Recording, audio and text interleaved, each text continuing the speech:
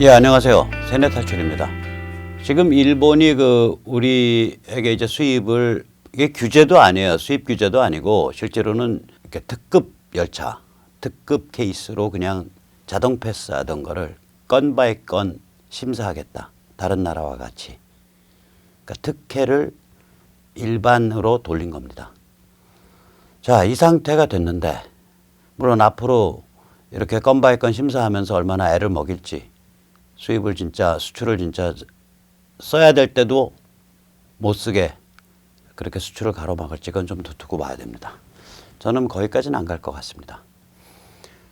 왜 그러냐면 이게 이제 경제적으로 보복을 하겠다는 게 아니라 안보 관리를 하겠다는 뜻이기 때문에 그렇습니다. 한번 보시죠. 일단 에칭가스가 이제 수입이 급증을 했는데 2018년은 2015년에 대해서 한 70% 늘었습니다. 저들의 주장은 뭐냐면 이게 반도체 생산량에 따라서 급증한 것이다. 이렇게 말을 합니다. 만약에 그렇다면 반도체 생산업체 두 개밖에 없네요.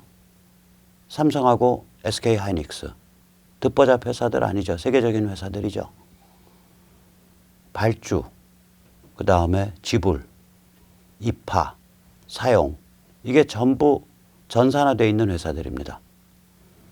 만약에 그렇다면 그냥 간단해요. 사용처 증명하면 됩니다. 왜 반일파리 하고 있어요? 사용처 증명하면 되잖아요. 왜 북한 유입설이 근거가 없다라고 언론사 내세워서 막 짖을 필요가 없는 거 아니에요. 사용처를 증명하고 그 다음에 좀 근거 없는 그런 의심을 받아서 저희가 참 유감이다. 기분이 안 좋다. 그렇게 점잖게 한마디 하면 될 일 가지고 왜 국민들 다 내세워서 반일파리라고 있냐고. 웃기는 종자들이죠. 에칭가스로 우라늄 농축 안 한다는 주장도 해요. 이 주장을 보면 이렇습니다. 북한은 황산을 연 100만 톤을 생산하는데 황산에다가 중국제 형석을 더하면 불화수소가 쉽게 만들어진다. 아마 북한에서 만들었을 것이다. 이런 주장을 언론에서 합니다. 아니 아마를 가지고 주장합니까? 아마를 가지고. 북한이 불화수소를 만들고 있다 없다 연산 얼마다. 그 정도 정보는 국정원이나 어디 있어야 되는 거 아니에요? 그러면 사실을 가지고 얘기를 해야지. 그 다음에 또 저들은 이런 주장을 합니다. 우라늄 농축에는 초고순도, 그러니까 일제 에칭가스가 이 초고순도거든요. 아마 5949 이렇게 될 겁니다. 99.999, 99.99. 이 초고순도 불화수소를 사용할 필요가 없다. 저순도로 충분하다. 97%로 충분하다. 이걸 또 이제 서강대에 있는 꽤 이름 있는 이모 교수를 인용해서 한국일보가 얘기한 겁니다. 우선 첫째, 저는 그 교수님 괜찮은 교수님으로 알고 있거든요. 이 교수님한테 이제 아마 함정을 많이 깔은 질문을 해서 유도를 했을 가능성이 있어요. 기자가. 그러니까 교수님의 원래 뜻은 그런 게 아닐 수도 있다고요. 어쨌거나 그 기자가 그렇게 초를 친 그래서 비틀은 내용이든 혹은 교수님이 직접 말씀한 내용이든 이건 현실과 좀 다른 얘기입니다. 무슨 얘기냐. 그 교수님이 화학과라고요. 화학과. 기초과학 교수예요. 이거는 벌써 응용기술 엔지니어링 계통입니다. 예를 들어서 아인슈타인이 핵포탄 안 만들잖아요. 아인슈타인은 기초과학 과학자고 핵폭탄은 기초과학을 응용한 거란 말이에요. 그 응용에 들어가면 응용 나름대로 여러 가지 사정이 있습니다. 예를 들어서 하나 우선 첫째, 요즘 불화수소는 저순도라고 말할 수가 없어요. 일반적으로 99.9%급입니다. 일반적으로 99.9%가 일반입니다. 그냥. 왜 그러냐면 그동안 기술이 발전해가지고 특별히 더 이거보다 낮춘 걸 사용할 필요가 없다고요. 그러면 그 다음에 두 번째, 그러니까 만약에 이게 기자가 자낸 말이든 혹은 그 교수가 한 말이든 97% 저순도로 충분하다 그렇게 얘기를 하는데 그런 저순도는 이미 존재하지 않습니다. 세계 시장에서는. 그다음에 두 번째, 만약에 중국에서 지난 2017년, 18년 공급을 못 해왔다면 겁이 나서 만약에 중국이 2017년, 18년에 공급을 못 해왔다면 혹은 만약에 북한이 사용하는 공정의 특성이 북한이 희한한 공정들 많이 만들거든요. 예를 들어서 로켓도요. 북한은 작은 로켓을 여러 개 묶어서 하나의 큰 로켓 같이 작동하게 만든 그런 혁신적인 방법을 만들어냈어요. 자기들 나름대로는 굉장히 꼼수를 잘 만들어내요. 북한이. 또 스커드를 개량해서 비행거리를 늘렸다고요. 이런 꼼수를 잘 만들어내거든요. 즉 북한이 사용하는 나름 개량한 그 우라늄 농축 과정이 에칭가스가 고순도일수록 불화수소가 고순도일수록 굉장히 효율성이 높아지는 과정이라면 그럴 수도 있는 거거든요. 이런 상황이면 일본산을 한국을 통해서 밀수하는 것이 대안이 되죠. 중국이 제대로 공급을 안 해준다. 혹은 공정상의 특징 때문에 초고순도가 필요하다. 이러면 일본산이 why not? 좋죠. 한국에 있는 간첩들이 그런 일을 해주면 why not? 좋죠. 그러니까 이렇게 지저분한 얘기 뭐 교수 인용하고 할 필요가 없어요. 지저분한 얘기해서 일본이 엉터리 소리 한다 이렇게 주장할 필요가 없다고요. 사용처 증명하면 끝나요 이거.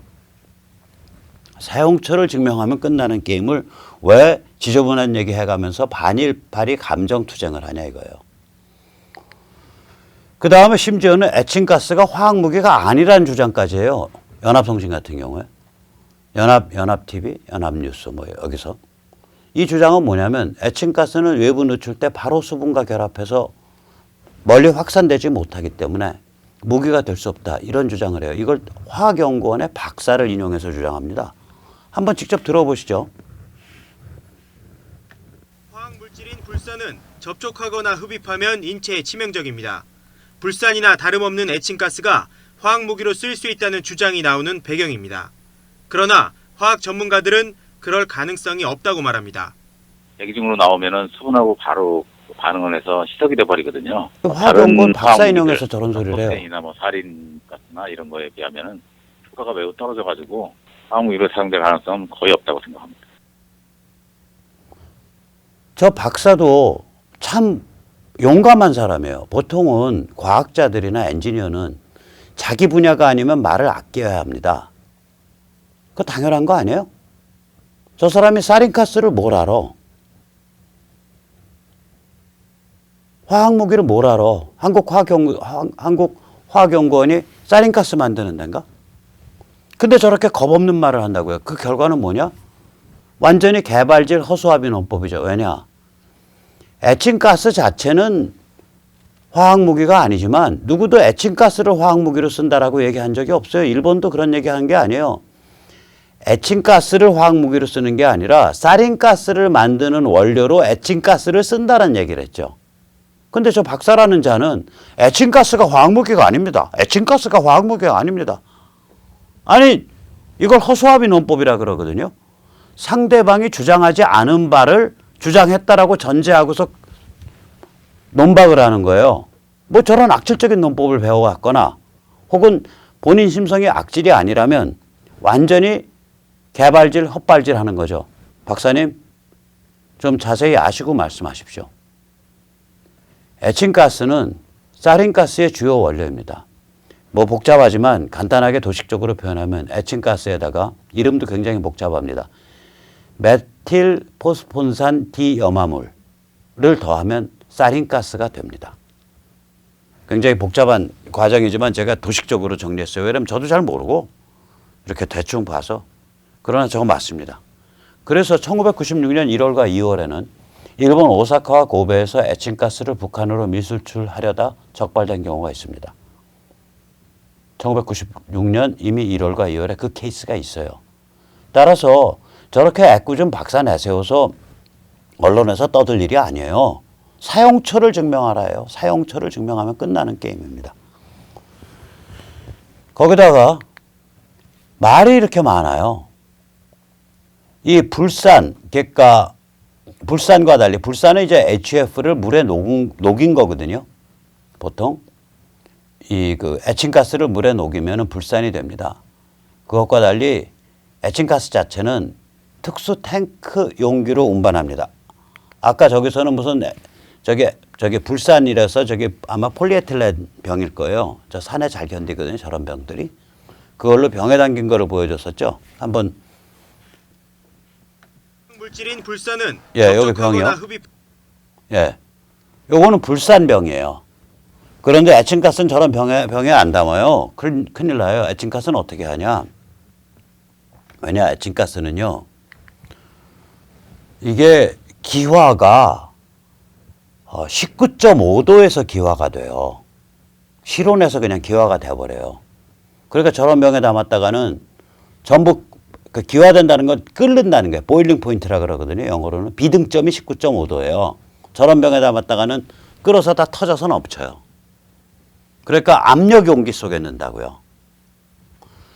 이게 어떻게 넣는 거냐. 이건 이제 불산은 에칭가스에 물을 더한 거예요. 물에다가 에칭가스를 풀은 거고, 이 에칭가스 자체는 무수불산이라 그래요. 물에 안 풀었다. 물이 없다. 그래서 unhydrous, 영어로는 hydrous가 물에 풀은, 물이 더해진 그런 뜻이니까 un이면은 물에 풀지 않은, 물이 더해지지 않은 그런 뜻의 그 형용사가 됩니다. 그래서 AHF, HF는 이제 불화수소를 뜻하고요. A는 물을 더하지 않았다. 그래서 무수불화수소라 그러고 이걸 뭐 흔히들 무수불산이라고도 불러요. 이거 탱크에다가 하는데 압력 탱크에다가 운반한다고요. 탱크 내 압력에 의해서 억지로 액체 상태가 유지되는 거예요. 부글부글 끓고 있는데 위에 압력이 세니까 끓지를 못하고 액체 상태를 유지하고 있는 상태. 그 상태로 운반을 한다고요. 이게 보통 25,000리터, 그러니까 25 입방미터를 담는 탱크. 혹은 19,000리터, 그러니까 19 입방미터를 담는 탱크. 이건 크죠. 트레일러로 움직여야죠. 우리가 그 왜 액화 천연가스 움직이는 탱크를 우리가 아마 25,000리터일 거예요. 그런 걸로 움직이는 거예요. 근데 액화 천연가스 움직일 때는 그냥 통째로 움직이니까 LPG나 이런 거 움직일 때는 통째로 움직이니까 그 자주 운반되니까 그게 아예 탱크로리에 붙어 있고, 얘는 보시다시피 저런 식으로 컨테이너에 딱 혹은 열차에 딱 실을 수 있게 만들어 놔요. 탱크에다가 바깥에다가 딱 철골 구조물 해서. 그럼 제가 보통 저렇게 생긴 애들이 25,000리터 혹은 19,000리터짜리입니다. 얘들이 스테인리스 강판이 8mm예요. 거의 1cm 두께입니다. 8기압을 견딥니다. 8기압이면 우리가 이제 일상적으로 이런 대기가 1기압이거든요. 8기압이고 압력솥이 2에서 3기압 사이일 거예요. 그거 뻥 터지는 게 그게 2에서 3기압이에요. 압력솥. 오히려 제가 좀 높아요. 콜라 있죠. 콜라를 한여름에 그 자동차 본네트가 아니라 저기 그 운전석 위에 딱 실내 놓고서 차문을 딱 잠가 놓으면 차량 내부 온도가 70도, 80도 올라가잖아요. 그걸 꺼내가지고 또 막 흔들어요. 그럼 콜라가 그 상태가 아마 3기압 정도 될 겁니다. 그게. 타이어도, 자동차 타이어도 그 정도밖에 안 돼요. 그러니까 그거에 2배 반 이상, 2배 반 정도를 견디는 거예요. 제가. 그러니까 액체 상태가 유지되는 거죠. 혹은 저기 보시다시피 저 일종의 드럼인데 보통 우리가 드럼이 200리터 담거든요. 일종의 드럼인데 우리가 보는 드럼통과는 전혀 다르죠. 저 컨테이너 박스에 은색으로 길게 누워 있는 거. 저게 200리터 드럼이에요. 근데 저기선 드럼이라고 안 부르고 실린더라고 불러요. 저 고압 용기라고요. 고압을 견뎌준다고요, 제가. LPG 가스보다 훨씬 더 고압을 견뎌줄 거예요. LPG 가스 그렇게 8mm까지 안 두껍거든요. 아마 4 내지 5mm, 3mm, 3에서 5mm 사이일 거예요. 우리가 LPG 가스통 그 쇠판 두께가. 그거보다 훨씬 더 두껍다고요. 거기다가 LPG 가스통 쇠판은 스테인리스가 아니라 그냥 강철 혹은 연철이죠. 그건 강철 혹은 연철이잖아요. 근데 쟤는 스테인레스라고요. 스테인레스의 특징은 뭐냐면 질겨요. 안 뜯어져요. 스테인레스는. 훨씬 더 질겨요. 그거는 이제 혹시 뭐 집에서 DIY 이런 철물 해보시는 분들 아시지만 스테인레스를 핸드 그라인더로 자른다? 아유, 골 아파요. 쇠는 잘 잘리는데 스테인레스는 질려갖고요. 핸드 그라인더 그 날만 나간다고요. 요만큼만 자르려고 그래도 아마 날 하나 그냥 버릴 거예요. 한 2mm, 3mm 두께짜리 스테인레스 철판 한 15cm만, 20cm만 자르려고 그래도 핸드 그라인더 날 하나가 날아간다고, 마모돼서. 그러니까 스테인레스로 해서 저두께로 간다는 얘기는 굉장히 안전하다는 얘기예요. 특수한 용기예요. 이거는 다시 말하면 특수 전략 물질이고 특수 용기에 이거 전략 물질입니다. 수출입에 특히 이 북한 같은 나라에 못 넣게 있는 전략 물질이에요. 특수 용기에 담아야 되고 특수 관리를 해야 됩니다. 그래서 사용처를 증명하라가 결국 핵심이 됩니다. 반일파리 언론 플레이 그만둬야 합니다. 큰일 날 짓이에요, 지금. 참고로 제가 오늘 신문이 아니라 이제 인터넷 신문을 보다가 종이 신문이 아니라 깜짝 놀랐어요. 아니 뭐냐면 일본이 아베가 그것이 북한에 갔다는 걸 증명해야 된다 이거요. 물론 그건 다 정보죠. 정보를 어떻게 다 증명합니까? 정보를 어떻게 다 까요? 알리바이는 한국이 내놔야죠. 아까 봤지만 자 제일 처음에 2018년에 우리가 38,000톤 수입했다. 38,000톤 아까 말씀드린 그 탱크로 만약에 수입했으면 그러니까 25톤짜리 탱크로 수입했으면 저거 그런 탱크로 1,000개 그 다음에 한 1,500개 수입했다는 얘기 아니에요. 그런 탱크로 1,500개 수입했는데 그중에 700개는 삼성전자에 들어갔고 그 다음에 200개는 뭐 저기에 들어갔고 뭐 그 다음에 뭐 어디는 뭐 어떻게 나눠서 들어갔고 뭐 600개는 어디 갔고 이렇게 얘기하면 끝나는 거라고요. 그거 다 증명 자료가 있잖아요. 이게 무슨 뭐 그냥 일반적인 물건이냐고. 저런 특수 용기에 담아가지고 특별하게 관리되는데 이걸 왜 반일 언론 플레이를 하다 못해서 이제는 저기 언론사가 나서서 일본이 증명해라. 이게 말이 되는 소리예요? 물건이 사용처가 불명해서 사라졌다는 게 일본 주장인데 그리고 제3국을 통해서 수출됐을 것이라고 밀수출됐을 것이다. 북한으로. 추정된다가 일본 주장인데 야 니들이 그 추정을 증명해라. 이 소리가 얼마나 뻔뻔하고 날강도 같은 소리예요. 이쪽에서 사용처 증명하면 끝나는 얘기 아니에요. 아주 악질이에요. 그걸 태연히 조중동이 받아서 쓰고 있다는 걸 보면 전 소름이 끼칩니다. 이것들이 무슨 생각을 하는 작자들인지 모르겠어요. 한국은 이 전략물자 관리가 아주 허점투성입니다. 특히 2017년, 2018년이 살벌합니다. 2017년을 한번 보십시오. 이 표가 보여주는데 건수로 보면 한 2배 정도 증가했어요. 2016년에 비해서 22건이었는데 48건이요. 그 별거 아닌 것 같죠. 금액이 60배 증가했습니다. 2016년에 불과 200만 불인데 2017년에 얼마가냐? 1억 3,200만 불입니다. 그 금액이 60배 증가한 거예요. 2017년에. 전략 물자를 밀수출하는 게. 2018년은 6월 말까지 2017년과 비슷한 수준입니다. 한마디로 여기가 전략 물자를 북한이나 시리아나 이란으로 빼돌리는 그러한 케이스가 아주 온상이 된 나라예요. 지금 한국이. 인정해야 된다고.